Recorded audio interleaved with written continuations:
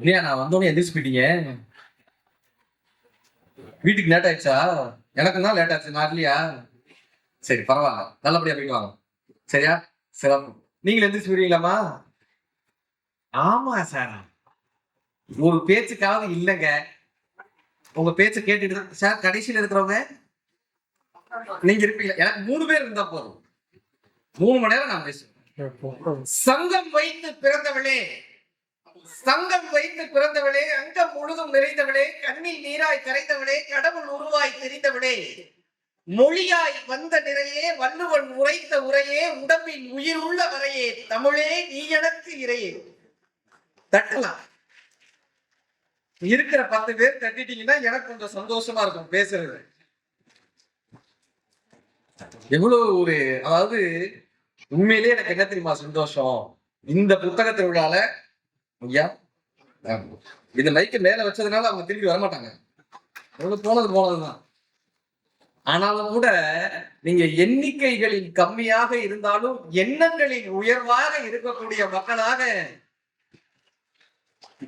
இருந்து அறிவு சார்ந்த சில விஷயங்களை நாங்கள் கேட்டுட்டு தான் செல்வோம் என்று அமர்ந்திருக்கக்கூடிய, அறிவை புகழக்கூடிய இந்த அன்பார்ந்த நாகை பெருமக்கள் அத்தனை பேரையும் ஒரு பெரிய கைதட்டலோடு சந்திப்பதில் ஒரு பெரிய மகிழ்ச்சி.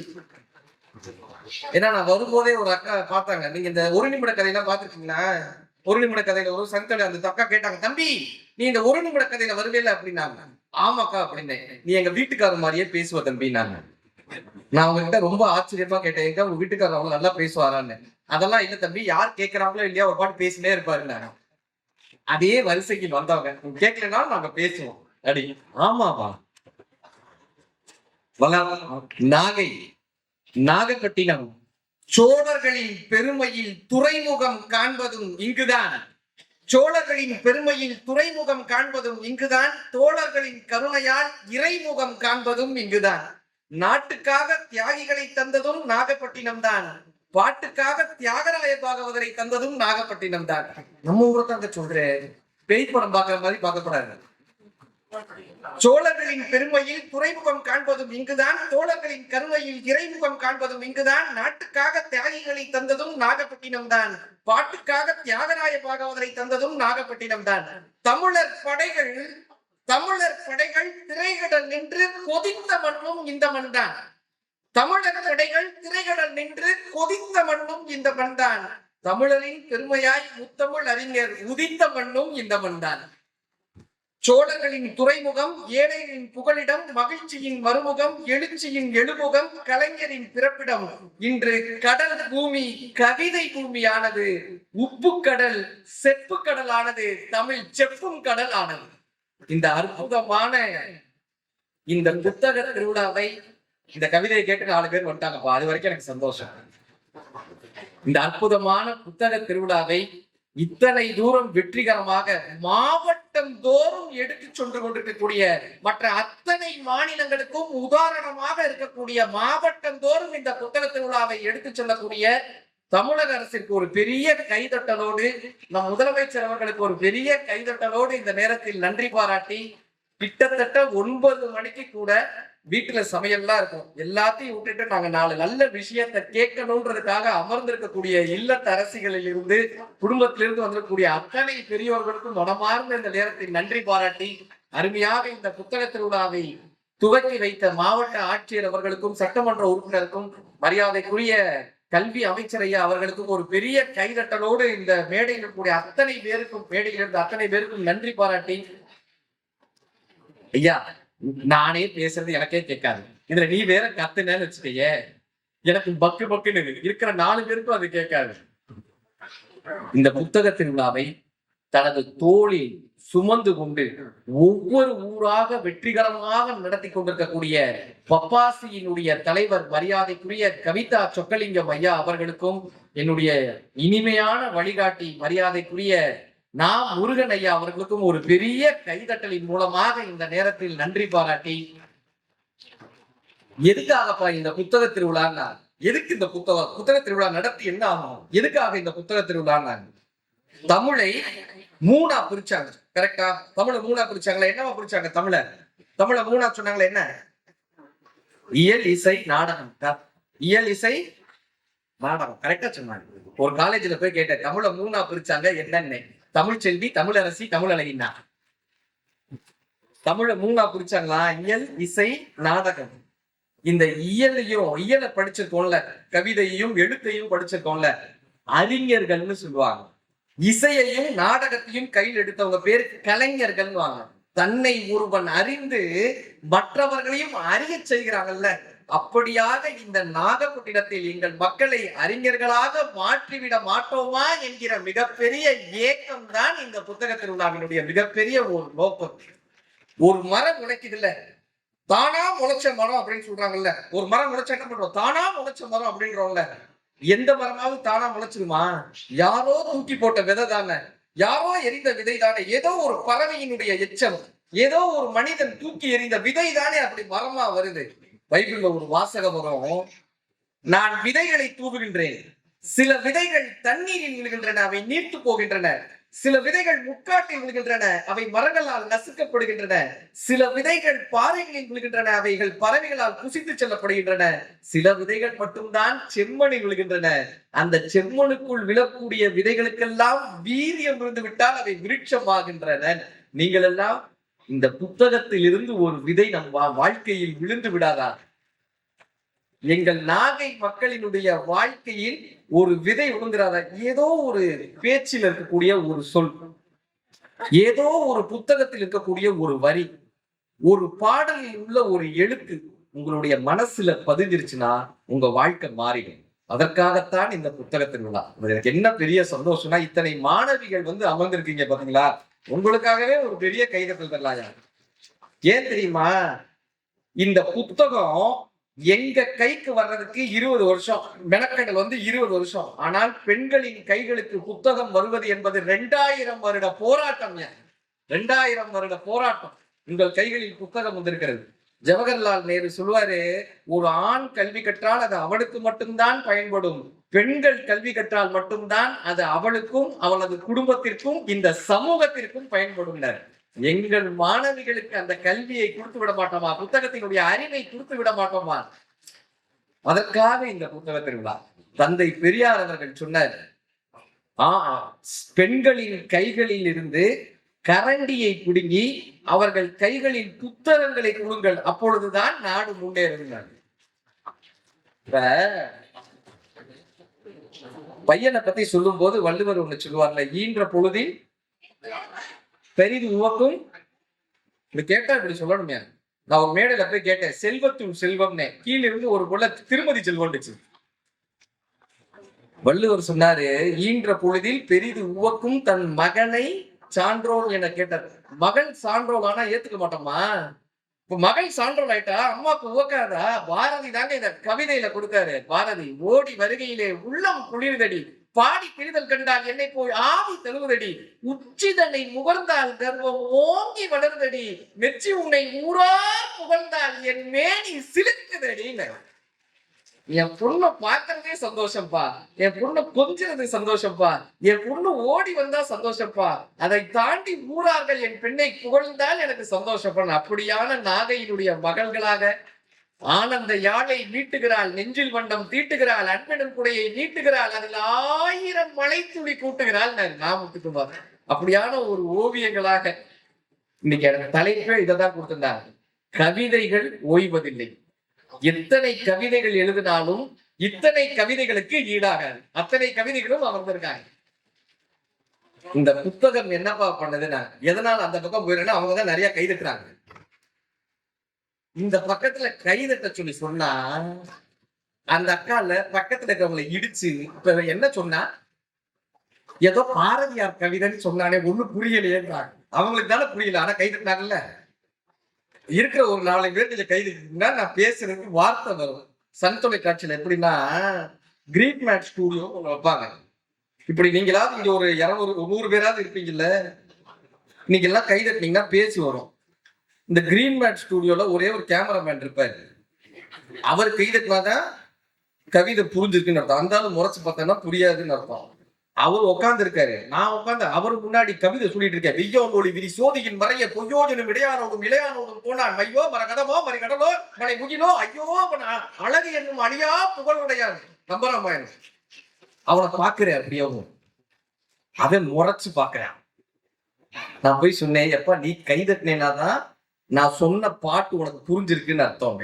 அவன் கிட்டக்க வந்து கே பத்தாயே ஆக்கா கே போல்தி ஹிந்திக்காரன்ட்ட கம்பராமாயணம் பேசி அழகான ஒரு தலைப்பு கொடுத்திருந்தாங்க. கவிதைகள் ஓய்வதில்லை, உயிரின் சுவாசம் புத்தகம், உனக்குள் இருக்கும் சூரியன் புத்தகம், அட்டையிட்ட அமுதம் புத்தகம், உனக்கு வரம் கிடைக்க யாரோ இருக்கும் தவம் இந்த புத்தகம். நாங்க நமக்கு வரம் கிடைக்கிறதுக்கு ஒரு எழுத்தாளர் உட்கார்ந்து தவம் கிடக்கிறார்ல, இவங்களுக்குள்ள வாழ்க்கையில மாத்திரணும்ன்ற ஒரு தவம் கிடைக்குதுல்ல. எதுக்கு தெரியுமா இந்த புத்தகம் வேணும்? இன்னைக்கு ஏன் பேஸ்புக் இருக்கு, இன்ஸ்டாகிராம் இருக்கு, இப்படி ஸ்வைப் பண்ணிட்டே போயிட்டே இருக்கலாம்ல. கரெக்டா? இன்ஸ்டாகிராம்ல நேற்று ஒரு காலேஜ்ல பேச போயிருக்கேன். ஒரு பொண்ணு வந்து கேட்டுச்சு, அண்ணே நீங்க இந்த இன்ஸ்டாகிராம்ல பேசுவீங்களா அப்படின்னு. ஆமாம்மா அப்படின்னு. இன்ஸ்டாகிராம்ல பேச வேண்டியதானே, எதுக்கு நேரில் வந்தீங்க? ஏமா அப்படின்னு. இன்ஸ்டாகிராம்னா இப்படி ஸ்வைப் பண்ணிட்டு போயிடலாம், நேரில் அது முடியாது அப்படின்னு. இந்த ஸ்வைப் பண்ணிக்கிட்டே இருக்காங்கல்ல இன்ஸ்டாகிராம்ல, ஸ்வைப் பண்ணிட்டு என்ன தெரியுமா ஆகுதான், ஃபோமோன்னு ஒரு வியாதி வருதான். முக்கியமான விஷயம் கவனிச்சுக்கணும், ஃபியர் ஆஃப் மொமெண்ட்ஸ். என்னன்னா நம்ம ஒரு போட்டோ எடுத்து பேஸ்புக்ல போடுறோமா, எத்தனை லைக் வருது, எத்தனை கமெண்ட் வருது, எத்தனை பேர் நம்மளை விரும்புறாங்க, இந்த பயத்துல என்ன வருதுன்னா ஃபோமோன்ற வியாதி குறிப்பா பெண் குழந்தைகளுக்கு வருது. இதை தெரிஞ்சு வச்சு குற்றாலத்துல ஒரு நிகழ்ச்சிக்கு போறேன். திபுன்னு இந்த காலேஜ் பிள்ளைங்க இந்த மாதிரி வந்த பிள்ளைங்க வந்து போட்டோ எடுத்தாங்க. அதுவும் இந்த பசங்க போட்டோ எடுத்தா எப்படி எடுத்துட்டு போறாங்க, பொண்ணுங்க இந்த நாக்கை இங்க வச்சுக்கிறீங்களா எதுக்கு நீ அப்படின்னு, அப்புறம் 2 நிறம் காட்டுறாங்க. இப்படியே ஒவ்வொருத்தரா போட்டோ எடுத்துட்டு கடைசியா ஒரு பொண்ணு கேட்டுச்சு, அண்ணே நீங்க யாருன்னே இருந்துச்சு. ஏமா தெரியாம தான் போட்டோ எடுத்தியா? ஆமா. இப்ப எதுக்கு கேட்கறேனே, தெரிஞ்சா வச்சுக்கோ இல்லாட்டி டெலிட் பண்ணிட்டு போயிட்டு. இந்த ஃபோமோன்ற வியாதி என்னன்னா, தன்னுடைய புகைப்படத்தை எத்தனை பேர் லைக் பண்றாங்க, எத்தனை பேர் கமெண்ட் பண்றாங்க, நெகட்டிவ் கமெண்ட் வந்துருச்சுன்னா அதுக்கு அவங்க பாதிப்படைகிறாங்க. இதனால என்ன ஆகுதுன்னா, ஒரு காலகட்டத்துல ஒரு மாணவரினுடைய என்ன குவியல் போக்கசிங் டைம் 40 நிமிஷம் இருந்துச்சு. பாடம் நடத்தினா 40 நிமிஷம் கவனிப்பாங்க. அதனாலதான் ஸ்கூல்ல காலேஜஸ்ல பீரியட 40 நிமிஷம் வச்சாங்க. இன்னைக்கு அந்த கவனச்சிதறல் குறைஞ்சு குறைஞ்சு குறைஞ்சு குறைஞ்சு 1 நிமிஷத்துக்கு வந்துருச்சு. 1 நிமிஷத்துக்கு மேல நம்ம பிள்ளைகளால ஒரு விஷயத்த பார்க்கவே முடியல. இதனால என்ன ஆகுதுன்னா பதட்ட நிலை அதிகமாகுது. அடுத்து என்ன அடுத்து என்ன அடுத்து என்ன அடுத்து என்ன பதட்ட நிலையில சிரிப்பையே மறந்துடுவாங்க. இந்த வாழ்க்கை சிரிக்கிறதுக்காக படைக்கப்பட்டது தானே. மகிழ்ச்சி, நீ நான் நாம் எல்லாம் மகிழ பிறந்தவர்கள், நிலவின் ஒளியை குடிக்க பிறந்தவர்கள், நீலவான்களியை இழுக்க பிறந்தவர்கள், மதிக்கும் வரைக்க மகிழ பிறந்தவர்கள். ஏன் தெரியுமா? ஒரு ஆணின் பெண்ணின் மகிழ்ச்சியில் பிறந்தவர்கள். மகிழ்ச்சியிலேயே அலைகள் கொண்டு ஜலவந்தம் பாடுமா கடல், இடிகள் கொண்டு தப்பட்டம் தட்டுமா வானம், வீட்டிற்கு திரும்பி வருமா வெளியூர் சென்ற காற்று, உதிர்ந்து உதிர்ந்து இலைகள் உதிர்ந்து நலிந்து நலிந்து வெயிலில் நலிந்து அளந்து அளந்து கொழுந்து எழுந்து சித்திரை மாதம் தாவர வர்க்கம் முத்திரை காட்டி முகிழ்ப்பதெல்லாம் மகிழ்ச்சி மகிழ்ச்சி மகிழ்ச்சி. அந்த வெய்ய காலத்துல மண்ணுல இருந்து ஒரு செடி முளைச்சு வருது இல்ல, மகிழ்ச்சியினுடைய வெளிப்பாடுங்க. சிரிக்கவே மாட்டானே இன்னைக்கு. சிரிச்சாதான் அது பேர் முகம், சிரிக்கலைன்னா அது பேர் முகர கட்ட. சிரிக்கவே மாட்டான், சந்தோஷமே போயிடுச்சு. அடுத்து என்ன அடுத்து என்ன, இந்த நமக்கு எத்தனை பேர் லைக் போட்டிருக்காங்க, எத்தனை இது பண்ணிருக்காங்க. கரெக்டா? இந்த புத்தகம் என்ன தெரியுமா பண்ணோம், இந்த உலகத்திலேருந்து நம்மளை கடத்தி ஒரு சந்தோஷமான மகிழ்ச்சியான ஒரு உலகத்துக்குள்ள நம்மளை கடத்திடுங்க. உள்ளர போய் புகுத்திடும். காதலின் முன்னுரை சிரிப்பு, கடலின் மூலதனம் சிரிப்பு, விலங்கை கழித்த மனித மிச்சம் சிரிப்பு, சிறு சிறு சொர்க்கம் சிரிப்பு, துன்பங்களை தள்ளி போடுகிற மார்க்கம் இந்த சிரிப்பு. ஒரு பள்ளத்தாக்குகள் நிறைய பூக்கள் பூக்கட்டுமே, ஒரு குழந்தையின் சிரிப்பிற்கு ஈடாகுமான்னு கேட்டிருப்பாரு. இங்க இவ்வளவு பேசுறேனே, ஒரு 4 பேர் பாருங்க தனி உலகத்துல உட்காந்து சிரிச்சுக்கிட்டு இருக்காங்க. இது என்னையா சம்பந்தம் இல்லாம அவங்க பேசிட்டு இருக்காங்க. ஆனா அந்த குழந்தை தன்மையை மீட்டெடுத்து தருவது புத்தகங்களால் மட்டும்தான் முடியும். தூரத்தில் பறக்கக்கூடிய ஏரோப்ளேன் விமானம் உங்களை ஆச்சரியப்படுத்தலைன்னா, இன்னைக்கு சொல்லிட்டு போறேன், தூரத்துல பறக்கிற விமானம் உங்களை ஆச்சரியப்படுத்தவில்லை என்றால், ஒரு ரயிலில் பயணிக்கக்கூடிய பயணிக்காக உங்களுடைய கைகள் உயரவில்லை என்றால், நர்ஸ் கையில் இருக்கக்கூடிய ஊசி உங்களை பயமுறுத்தவில்லை என்றால், உங்கள் புத்தகங்களுக்குள் மயில் இறகு இல்லை என்றால், அந்த மயிலிறகு குட்டி போடாது என்று உங்களுக்கு தெரிந்து விட்டால் நீங்கள் உங்கள் குழந்தை தன்மையை இழந்து விட்டீர்கள் என்று சார். இந்த குழந்தைய சிரிக்க வைக்கிறதுக்கு பெரிய விஷயம் தேவையில்லை. ஒரு கிளுகிழு பண்ணிருக்கோம்ல 20 ரூபாய்க்கு, அதை எடுத்துட்டு போய் குழந்தை முன்னாடி இப்படி ஆட்டுங்க, உளுந்து உளுந்து சிரிக்குமா? அதே கிளுகிழப்பை எடுத்துட்டு போய் ஒரு 75 வயசு பெரியவர் முன்னாடி இப்படியே பழியன்னு உருவாரு. ஆனா அந்த 75 வயது பெரியவர் தானே அந்த கிளுகிழப்பைக்கு சிரிச்சவர். நாளாக நாளாக நாளாக நம்ம வாழ்க்கையினுடைய அழுத்தங்கள்னால நம்ம சிரிப்பையே மறந்துடுறோம் சார், மகிழ்ச்சியவே மறந்துடுறோம். மறந்து போன மகிழ்ச்சியை, மறந்து போன குழந்தை தன்மையை மீட்டெடுத்து தருவது இந்த புத்தகம். ஒரு புது கவிதையில் எழுதியிருந்தாரு ஜெஸ்ஸி. ஜெஸ்ஸிக்கு ஒரு ஆப்பிள் துண்டு கொடுக்கப்பட்டது. ஜெஸ்ஸி அந்த ஆப்பிள் துண்டை தனது தோழியான செல்விக்கு கொடுத்தார். ஜெஸ்ஸி அந்த ஆப்பிள் துண்டை தனது தோழியான தமிழிற்கு கொடுத்தார். ஜெஸ்ஸி அந்த ஆப்பிள் துண்டை தன் தோழியான புவனாவிற்கு கொடுத்தார். ஜெஸ்ஸி அந்த ஆப்பிள் துண்டை தன் தோழியான ஸ்வேதாவிற்கு கொடுத்தார். அங்கு ஒரு ஆப்பிள் தோட்டமே உருவானதுன்னு அந்த புதுக்கவிஞர் எழுதியிருப்பார். சார், கடவுளின் அருள் இருந்தால், இன்னைக்கு சொல்லிட்டு போறேன் பாருங்களேன், கடவுளின் அருள் இருந்தால் உங்களுக்கு ஆண் குழந்தை பிறக்கும். கடவுளே வந்து பிறக்க வேண்டும் என்றால் அது பெண் குழந்தைகளாகத்தான். ஒரு புது கவிதை அந்த மனதை அப்படி உருக்கிட்டு போவதில்லை இல்லையா? இதுதான் கவிதையினுடைய சக்தி. ஒரு பையன் அவங்க வந்து ஸ்கூல்ல மாறுவேட போட்டி அம்மா கிட்ட போய் சொல்றாங்க, கர்ண வேஷம் போடணும்னு அவங்க அம்மாக்கு ஆசை. பையனுக்கு கர்ண வேஷம் போடணும்னு. இப்ப ஸ்கூல்ல போய் கேட்கிறாங்க டீச்சர் கிட்ட, டீச்சர் இந்த கர்ணன் வேஷம் போடணும்னா எவ்வளவு டீச்சர் ஆகும்? இந்த கர்ணன் வேஷம் போடுறதுக்கு எவ்வளவு நேரம், எவ்வளவு டீச்சர் ஆகும்? அவங்க டீச்சர் சொல்றாங்க, ஒரு 6500 ரூபாய் வரும். இந்த கவசம் குண்டலம் எல்லாம் சேர்த்து 6500 ரூபாய் வரும். அந்த பையன் சொல்றான், அம்மா நான் அடுத்த வருஷம் கர்ணனை வேஷம் போட்டுக்கிட்டாமா, அடுத்த வருஷம் வேஷம். ஏன்டா? அம்மா என் ஃப்ரெண்டு ராஜு இருக்காங்கம்மா, அவனுக்கு இந்த வருஷம் ஃபீஸ் கட்டுறதுக்கு காசு இல்லம்மா, அவங்க அப்பா ரொம்ப கஷ்டப்படுறாரு, அவனுக்கு ஃபீஸ் கட்ட காசு இல்ல, 2 நாள் அவனை வெளியே நிப்பாட்டிட்டாங்க, ஃபீஸ் வெறும் 5500 ரூபாய் தான்மா, நம்ம இந்த 5500 ரூபாயை இந்த வட்டம் ராஜுவுக்காக கட்டலாமா, நான் அடுத்த வருஷம் நான் கர்ணனா வேஷம் போட்டுக்கிறேன்பான்னு. அந்த அம்மா அப்படியே உச்சி முகத்துக்கு சொன்னாங்க, தங்கம் நான் உனக்கு கர்ணனா வேஷம் போடணும்னு ஆசைப்பட்டேன்டா, ஆனா கர்ணனே வந்து எனக்கு பிறந்திருக்கான்டான்னு அந்த அம்மா அவனை உச்சி முகர்ந்தாங்க. இந்த குழந்தைகளின் உலகத்தை நமக்கு கவிதைகள் கற்றுக் கொடுக்கும். ஏன் தெரியுமா? குழந்தைகள் வாழும் கவிதைகள், குழந்தைகள் வாழும் கவிதைகள், கவிதைகள் வார்த்தையின் குழந்தைகள், வார்த்தையின் குழந்தைகள். நீங்க ஒரு குழந்தைய கொஞ்சிறப்ப நாமளே குழந்தையா மாறிடுவோமா? சில்லக்குட்டி குச்சிக்குட்டி இப்படி கொஞ்சுவோம்ல, கொஞ்சும் போது நீங்க கொஞ்சிறவரை பாருங்களேன், அவரும் குழந்தையாவே மாறி இருப்பாரு. ஒரு 70 வயசு தாத்தா முதற்கொண்டு குழந்தை அப்படிதானே கொஞ்சுவாரு, தானும் குழந்தையா மாறிதானே கொஞ்ச முடியும். ஒரு பறவையோடு நீங்கள் 10 நாட்கள் பழகி பறவையாக மாற முடியாது. ஒரு நதியோடு 10 நாட்கள் பழகி நதியாக மாற முடியாது. ஒரு கடலோடு 10 நாட்கள் பழகி நீங்கள் கடலாக மாற முடியாது. ஆனால் ஒரு கவிதையோடு நீங்கள் 10 நாட்கள் பழகினால் நீங்கள் கவிதையாக மாறியே ஆக வேண்டும். நான் இப்படி காலேஜ் படிக்கிறப்ப எல்லாருமே முத படிக்கிறப்ப என்ன புத்தகம் எடுத்து படிப்பாங்கன்னா கவிதை புத்தகம் படிப்பாங்க. கரெக்டா? கவிதைகள் ஓய்வதில்லைன்ற தலைப்புனால இந்த விஷயத்த சொல்லியிருந்தேன். நானும் காலேஜ் படிக்கிறப்ப எல்லாருக்குமே பிடித்த கவிதைகள் அந்த காலத்துல எப்படி இருக்கும்? காலேஜ் படிக்கிறப்ப என்ன கவிதைகள் பிடிப்போம்? எல்லாருக்கும் பிடித்த இந்த காதல் கவிதைகள் தான் சார் எடுத்தோம். தபுசங்கர்னு ஒரு ரைட்டர் இருப்பார், கேள்விப்பட்டிருக்கீங்களா? தபுசங்கர்னு நமக்கு வாட்டர்மெலன் ஸ்டாரா தெரியும், தபுசங்கரை எப்படி தெரியும்? இருக்கட்டும். தபுசங்கர்னு ஒரு ரைட்டர் விழியீர்ப்பு விசைன்னு ஒரு புத்தகம் எழுதியிருப்பார். புவியீர்ப்பு விசையில் தவறி விழுந்திருக்கிறேன், இவள் விழியீர்ப்பு விசையில் தவறாமல் விழுந்து கொண்டிருக்கிறேன் காதல் கவிதை எழுதும் போது. இந்த உலகம் 8 பக்கம் காற்றாலும் எல்லா பக்கமும் காதலாலும் சூழப்பட்டிருக்கிறது. ஆதாமும் ஏவாளும் கடித்த ஆப்பிள் தீரவே இல்லை, கடிக்க கடிக்க வளர்ந்து கொண்டே இருக்கிறது காதல் ஆப்பிள். இப்ப இந்த புத்தகம் எனக்கு ரொம்ப பிடிச்சிருச்சா? காலேஜ் படிக்கிற பீரியடு இந்த புத்தகம் ரொம்ப பிடிச்சிருச்சு. கடைசி பெஞ்சில் உட்காந்து இந்த புத்தகத்தை படிச்சுட்டு இருக்கேன். எங்க ஹெச்ஓடி பார்த்துட்டாரு, அவர் ஏதோ கிளாஸ் எடுத்துட்டு இருந்தாரு, ஹெச்ஓடி பார்த்துட்டாரு. அது ஏன் பார்த்தாருன்னா, கிளாஸ் எடுத்துட்டு இருக்காரு, நான் பின்னாடி உட்காந்து அந்த புத்தகத்தை படிச்சுட்டு இருக்கேன். அதுல ஒரு வார்த்தை வந்துச்சு, அது ஒரு கதை வந்துச்சு. இந்த காதல் எங்க இருக்கிறதுன்னு ஒரு கதை எழுதியிருப்பாரு தபுசங்கர். காதல் எங்க இருக்கிறது? பேருந்து சுவர் மறைவில் காதலனுக்கு தனது டிஃபன் பாக்ஸில் இருந்து நெல்லிக்காய் எடுத்து தரும் காதலியின் கைகளில் இருக்கிறது இந்த காதல்.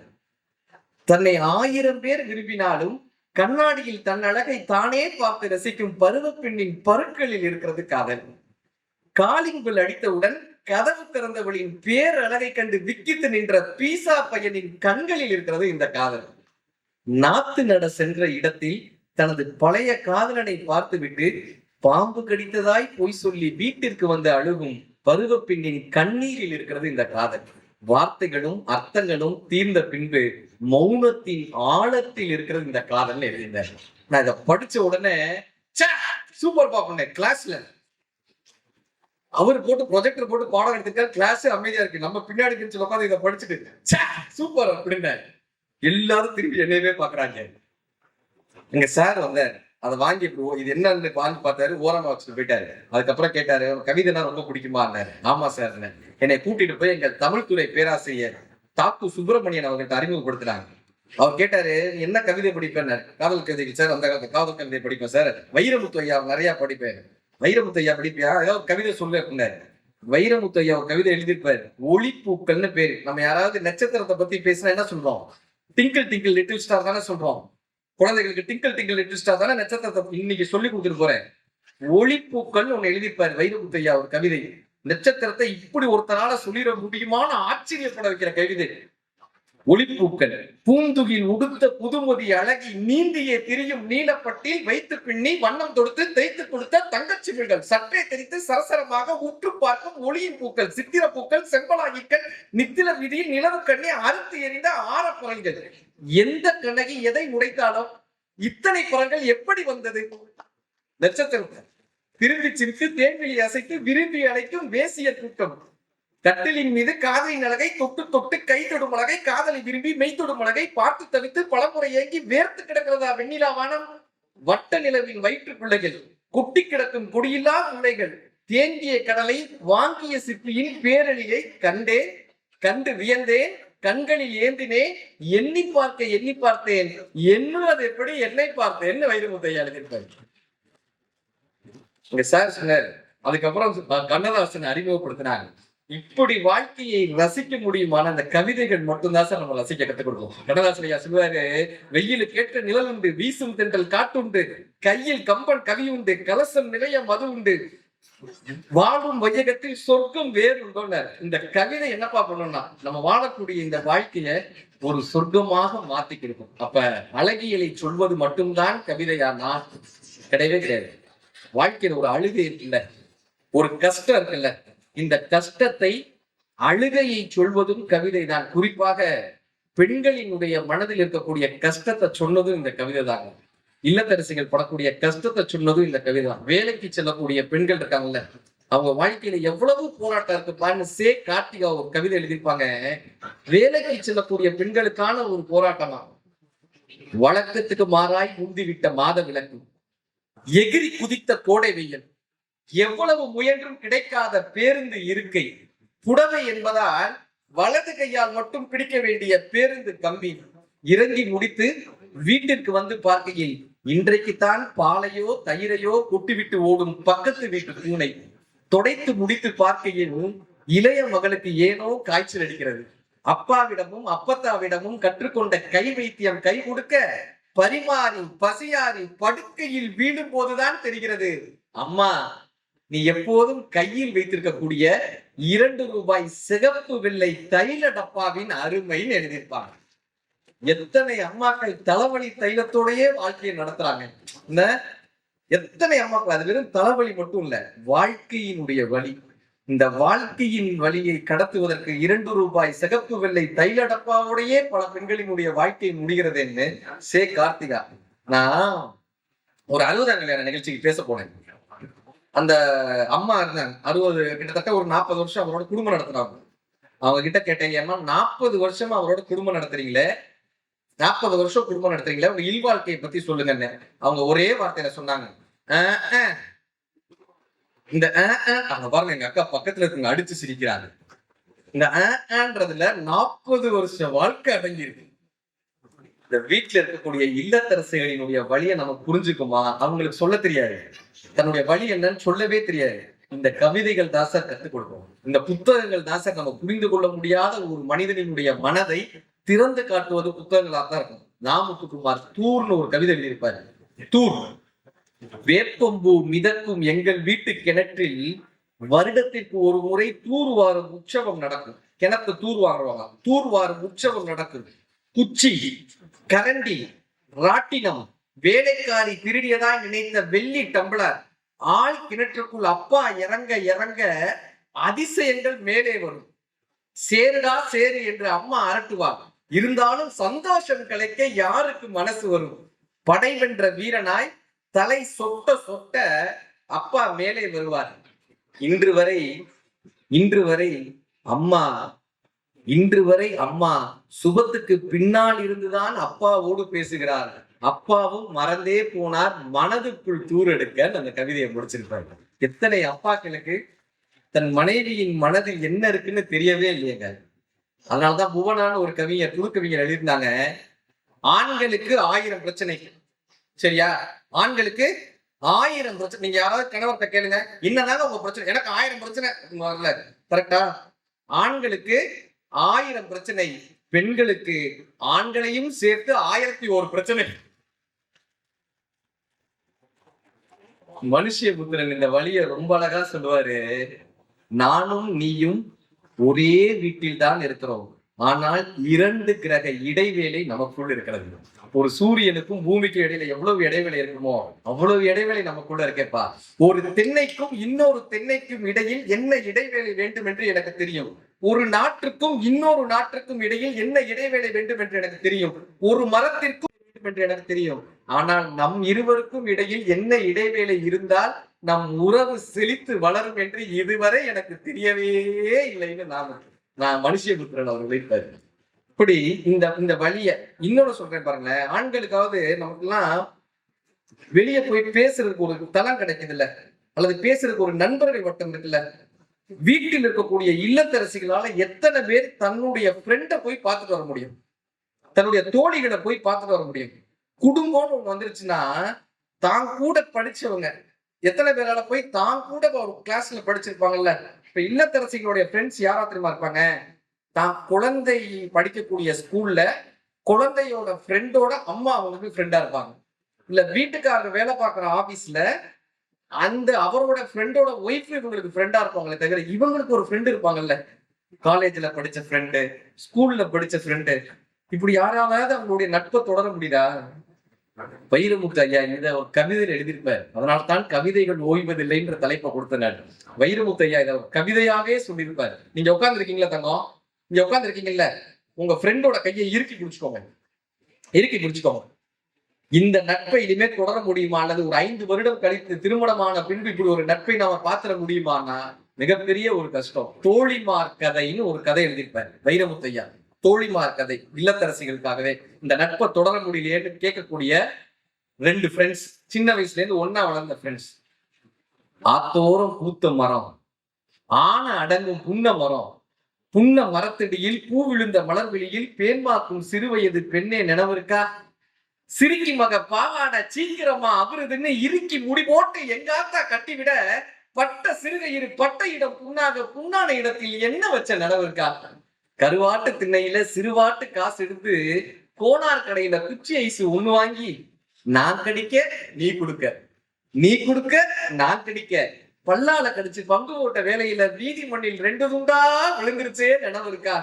கண்ணாமூச்சி ஆடையில கால் கொலுச நான் தொலைக்க சூடு வைப்பா எங்காத்தான்னு சொல்லி சொல்லி நான் அழுக உன் கால் கொலுச எனக்கு கொடுத்து உங்க வீட்டுல நொங்குபட்ட நினைவு இருக்கா?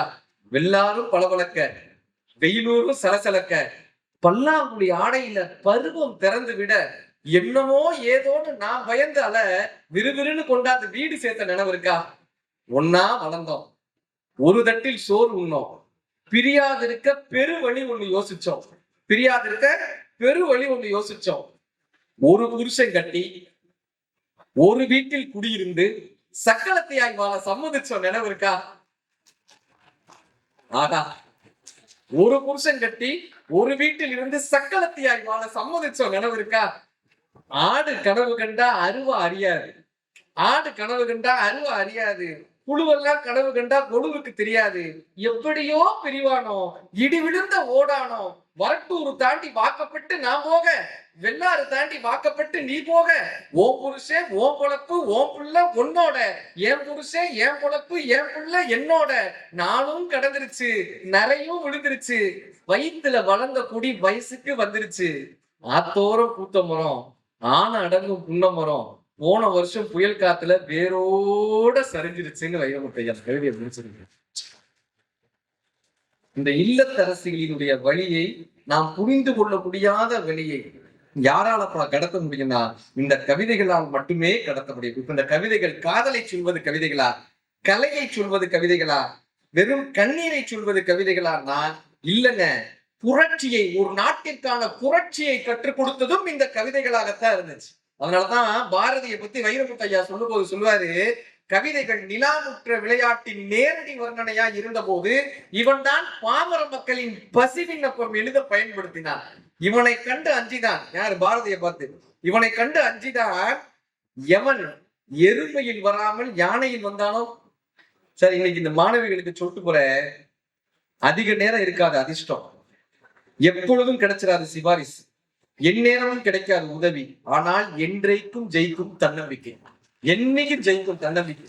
அது பாரதி தெரிஞ்சு அவனுடைய கவிதையில இருந்துச்சு. கவிதையை படிக்கும் போது நமக்கு அது அப்படி வருங்க. அது எப்படி எட்டயபுரத்திலே ஒரு தாய்க்கு மட்டும் கிடைத்தது நெருப்பை சுமக்கும் கருப்பைன்னு, அந்த வார்த்தையே நெருப்பா இருக்கும். கேட்கிறாரு, என்னையா ஆயிடும், என்ன ஆயிடும், இந்த ஊர்ல இருக்கிறவங்க என்னை எதிர்த்து நின்றுவானா, சரி நிக்கட்டும், என்ன பண்ணுவான், என்னை பிச்சை எடுக்க விட்டுருவானா, பிச்சை எடுக்க விடுவானா, உரட்டும், கண்ட துண்டமா வெட்டி போட்டுருவானா, வெட்டி போடட்டும், வாயில கொண்டு வந்து விஷத்தை ஊத்திடுவானா, ஊத்தட்டும், வானை இடிச்சு தலையில் விடுமா, உலட்டும், எனக்கு பயமே கிடையாதுடா. இச்சகத்தின் உள்ளோரெல்லாம் எதிர்த்து நின்ற போதிலும், பிச்சை வாங்கி உண்ணும் வாழ்க்கை பெற்றுவிட்ட போதிலும், துச்சமாக எண்ணி நம்மை தூறு செய்த போதிலும், நஞ்சை கொணர்ந்து நண்பன் வாயில் ஊட்டும் போதிலும், உச்சி மீது வான் இடிந்து வீடு நின்ற போதிலும், அச்சமில்லை அச்சமில்லை அச்சம் என்பதில்லையே. இத ஒரு கவிதையால மட்டும்தானே கடத்த முடியும். அந்த மனிதனை பிரிட்டிஷ் அரசாங்கம் தேடிட்டு இருந்துச்சு, ஓடி வந்தான். பிரெஞ்சு அரசாங்கம் தேடுது, காசி, இந்தியா முழுவதும் ஓடுகிறார். இந்தியா முழுவதும் ஓடி அத்தனை பேர் தேடிக்கொண்டிருந்த போது கூட இந்த பாரதி என்ற மகா கவிஞன் சொன்ன வார்த்தை, எத்தனை கோடி இன்பம் வைத்தாய் இறைவான், இத்தனை கோடி இன்பம் வைத்தார். அங்க என்னையா போயிட்டீங்க தம்பி, எங்களுடைய நண்பர் அமுதவாணன் அவர்களும் பழனி பட்டாளம் அவர்களும் வந்திருக்காங்க. நன்றி நன்றி நன்றி. சிறப்பு. உங்களுக்காக அடுத்த ஒரு அற்புதமான கலை, ரொம்ப அருமைக்குரிய நண்பர் அமுதவாணன். அவர் வந்து ஒரு உழைப்பினுடைய உதாரணம். கிளம்பிட்டீங்களாமா? அடுத்து அவங்க 2 பேர் பண்ண போறாங்கம்மா பர்ஃபார்மன்ஸ். சரி, மகிழ்ச்சி. உச்சி மீது வான் இடிந்து வீழு. இந்த புரட்சியை, இந்த தன்னம்பிக்கையை ஒரு கவிதையால் மட்டுமே கடத்த முடியும். இன்னொரு 2-3 விஷயம் சொல்லி முடிச்சிடுறேன், ஏன்னா அவங்க வந்துட்டாங்க. ஒரு விஷயத்தை நம்ம பாக்குறோம்ல, முடிக்கணுமா? சரி, முடிக்கணுமா சார்? எவ்வளவு நேரம் ஆனாலும் உட்கார்ந்து கேட்கிறோம் இருக்கக்கூடிய மக்களாக இந்த நாகை மக்கள் இருக்கீங்கய்யா. முருகனே, நான் அதிகமா பேசுறேன்னா அதுக்கு காரணம் மக்கள் தான் சார். ஒரு விஷயத்தை நம்ம எப்பயும் பார்ப்போம்ல, அந்த பார்வையை விட இன்னொரு பார்வையை கொடுப்பது கவிதைகள் தான்.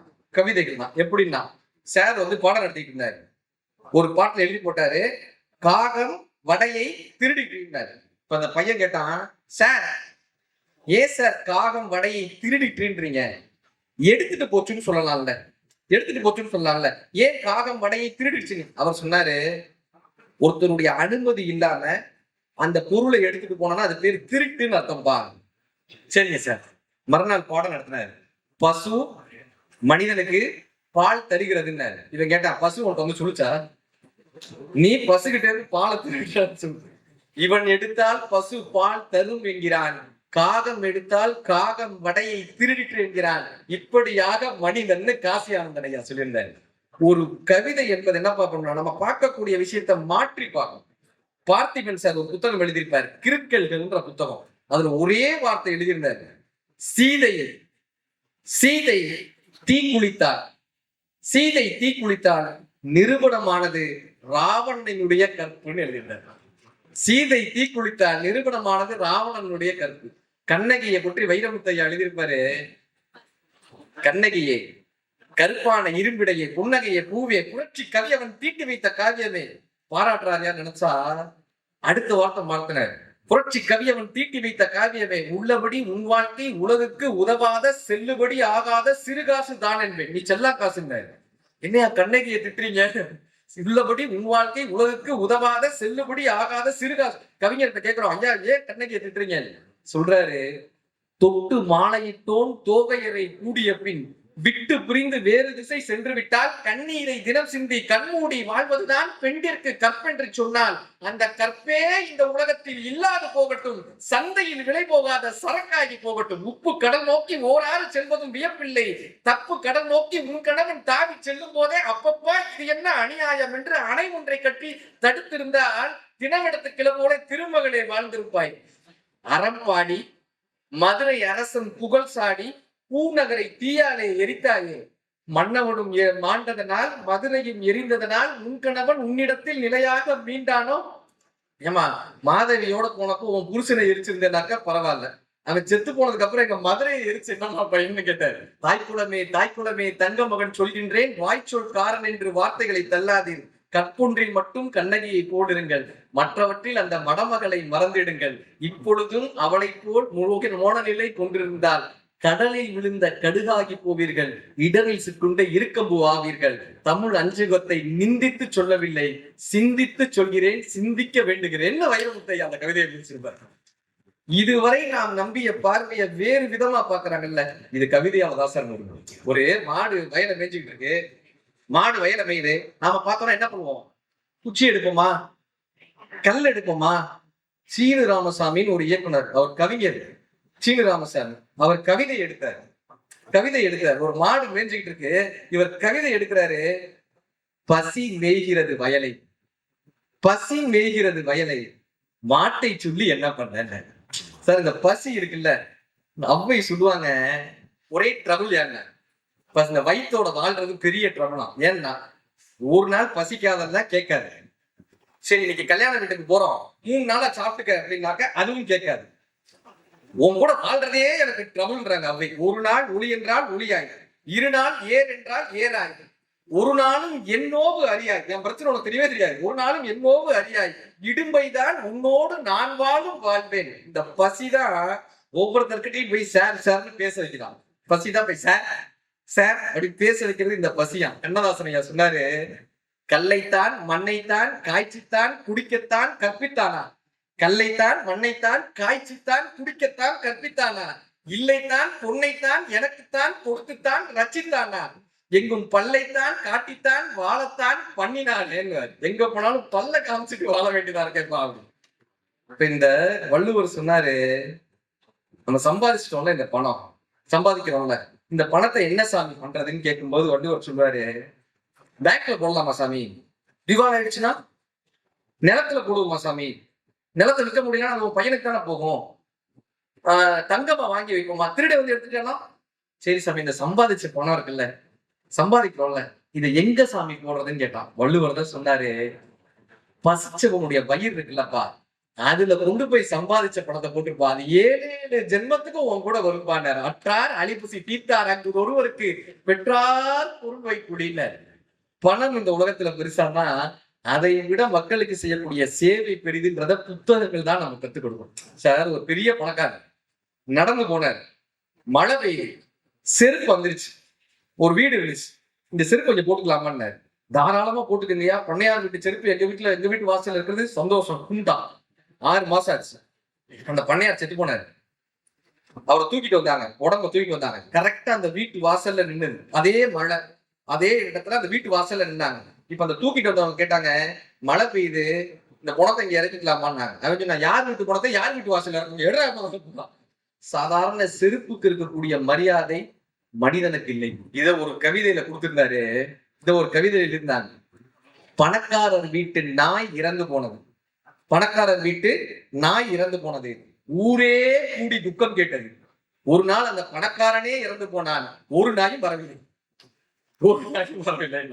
இப்ப இந்த மனித வாழ்க்கை எப்படிப்பட்டதுப்பா? நான் ஒரே ஒரு கவிதையை சொல்லி முடிச்சிடுறேன். கண்ணதாசன் ஐயா சொல்லுவாரு, இந்த அடுப்படியில ஒரு துணி இருக்கும்ல, அடுப்படியில ஒரு துணி இருக்குல்ல, என்ன துணி?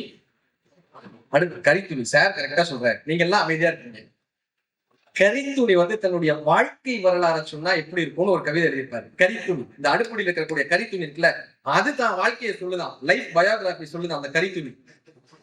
கரிச காட்டு கழனியிலே கால்கள் செய்த உழவு, இரு கைகள் செய்த கனிவு, குடிசை எரிக்கும் விளக்கை போலே இலைகள் 2 வரவு, இது இயற்கை செய்த அழகு.